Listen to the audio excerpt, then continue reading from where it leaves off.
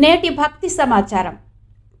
ఈ నెల 16వ తేదీ అంటే ఈ రోజు నుంచి ధనుర్మాసం ప్రారంభం కానుండడంతో వైష్ణవ ఆలయాలు ముస్తాబవుతున్నాయి. నెల రోజుల పాటు శ్రీ మహావిష్ణువుకు ప్రత్యేక పూజా కార్యక్రమాలు నిర్వహిస్తారు.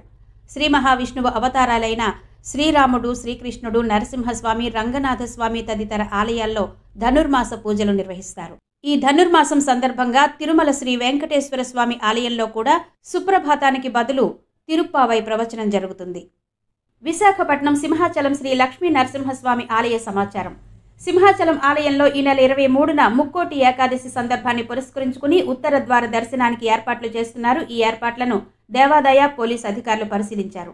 భక్తులకు ఇబ్బంది కలగకుండా ఉండేందుకు క్యూ లైన్లు ఏర్పాటు చేసినట్టు వెస్ట్ జోన్ ఏసీపీ నరసింహమూర్తికి ఆలయ ఈవో శ్రీనివాసమూర్తి వివరించారు. తిరుమల సమాచారం. తిరుమల శ్రీ వెంకటేశ్వర స్వామి ఆలయంలో శనివారం భక్తుల రద్దీ పెరిగింది. గత 2-3 రోజుల కంటే ఈ రోజు శ్రీవారి దర్శనం కోసం అధిక సంఖ్యలో భక్తులు తరలి వస్తున్నారు.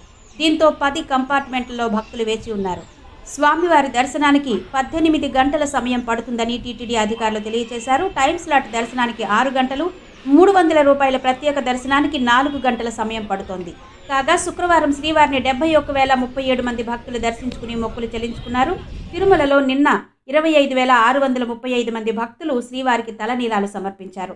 ఇదిలా ఉంటే పొగమంచు, వర్షం కారణంగా పాప వినాశనం శ్రీవారి పాదాల మార్గాలను తిరుమల తిరుపతి దేవస్థానం మూసివేసింది. శుక్రవారం సాయంత్రం నుంచి ఆ మార్గాల్లో వాహనాల రాకపోకలు పూర్తిగా నిలిపివేసింది. పొగమంచుతో శుక్రవారం తెల్లవారుజాము నుంచి ఆలయం సమీపంలోని భక్తులతో పాటు ఘాట్ రోడ్లలో ప్రయాణించే వాహనదారులు తీవ్రంగా ఇబ్బంది పడ్డారు. అలిపిరి మార్గంలో వెళ్లే వాహనదారులను తిరుమల తిరుపతి దేవస్థానం సిబ్బంది అప్రమత్తం చేస్తూ పంపుతున్నారు.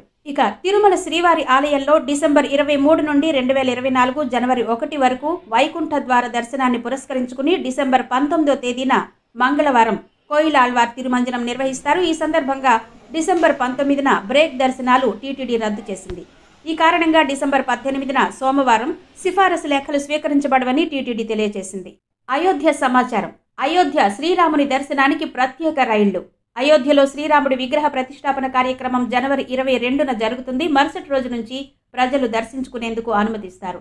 దీంతో దేశంలోని ప్రముఖ నగరాల నుంచి తొలి 100 రోజుల పాటు 1000 రైళ్లను నడిపేందుకు రైల్వే శాఖ ప్రణాళిక సిద్ధం చేస్తోంది.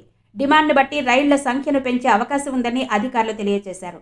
గ్రూప్గా వెళ్లే వారి కోసం చార్టర్డ్ సర్వీసులు కూడా ప్రారంభిస్తామని తెలియజేశారు.